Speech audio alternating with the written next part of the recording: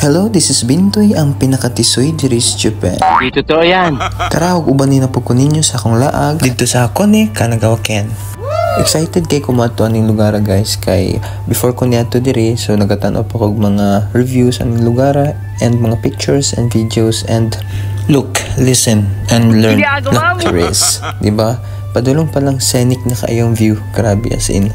So kaninga time is nag-stop ang train nga magsakyan and gihulat niya isa ka pa train niya nga gasugat kay para malarga siya. So ingani ang image no. So dili man siya kaliko kayo, so mag-stop siya para hulato ng ubang train. So di ba? So pagbukid jud ni siya guys no, as in pabukid nga pagbukid. Wow. And while on the way padulong sa station, then mo ni mong view nga makita. So grabe kayo. Nindot jud kay siya, promise. Before ko niya to dre, so gitanaw po na ko ang weather forecast no, and gitiming dyan ako po nga nindot ang panahon ani nga week, so timing kayo as in totoo yan. Pasalamat ko nga mo niya akong naabtan nga view and ang mga dahon is nag-change na po the colors, so grabe na-miss ko ni lugar. And during the pita guys is nasilip pa mini waterfall diba, and sa taas ana paak sino ka dyan? Bisan bukid na ni guys no, sa daghan gyapong tao diri. So yung ani siya guys no, so maghulat siya sa isa ka train bago mi maglarga. So makita nimo diri nga nag-change siya og riles, so gipulihan niya di ba?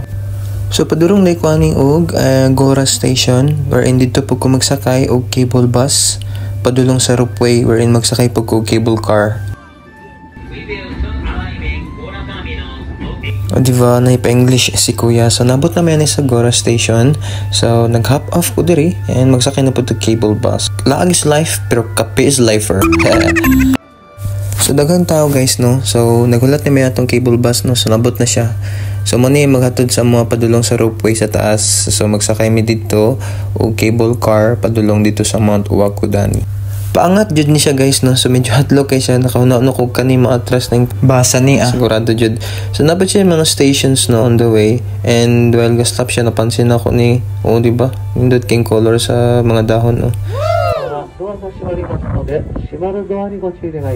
So one way lang siya guys, so while ga-stop ang train diri ga-stop po yung kasugat, so naingana siya, so dapat sila magsugat dira para di sila magsugat ha? So mo to guys no, naabot na ko diri sa ropeway wherein magsakay ko atong cable car. So padulong ni siya sa Mount Uwakudani. Medyo daghan-daghan jud ang tao pod na gulat, pero dali lang man kay daghan po kay cable car nga masakyan. So mo ni siya.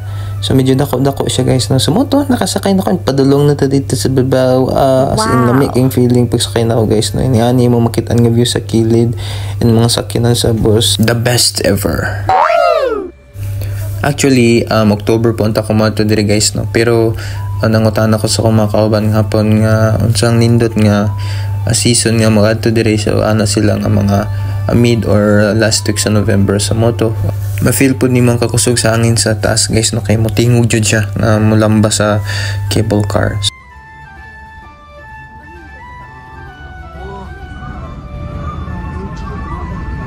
Pati mga hapon guys na napawaw jud pag angat dira sa cable car and nisugat sa mga si Mount Fuji. So depende lang jud siya sa panahon guys no, kung nindot ang panahon makita jud nimo siya, pero kung syempre pag cloudy or ulan so di nimo siya makita. So timing lang jud kaya ang pag-adto nako diri.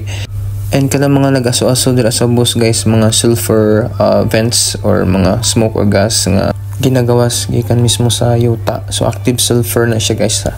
And here we are. Welcome to Mount Uwakudani.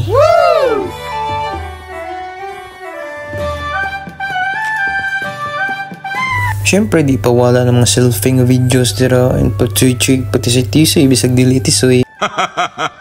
So lami jud king paminsar ani guys no.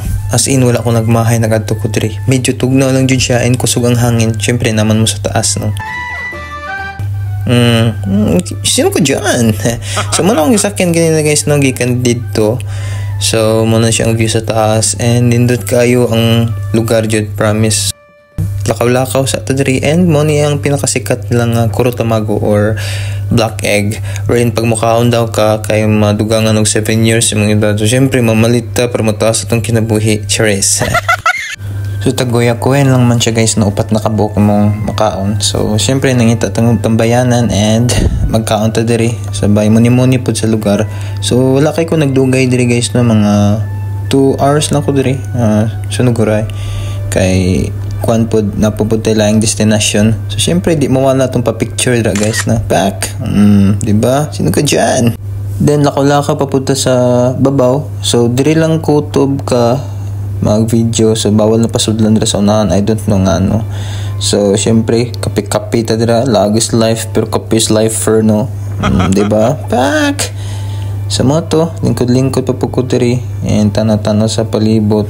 So medyo tirik ng adlaw diri guys no, pero mabawi gyapon sa katugnaw, as in tugnaw ning panahon. Nagpadaol ko video guys no, and mo na siya ang katong smoke or gas nga gagawas.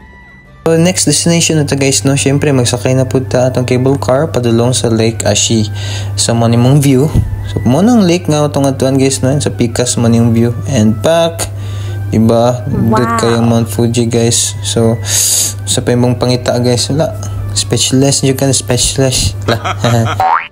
And syempre guys, pag abot na to sa Lake Ashi, so na nagulat ng cruise ship. So mo na to sakyan. Ang next adventure na to is ang sightseeing via cruise ship. So dito sa Lake Ashi. Hangtod sa sunod na po nga sugilanon sa atong kinabuhi guys no.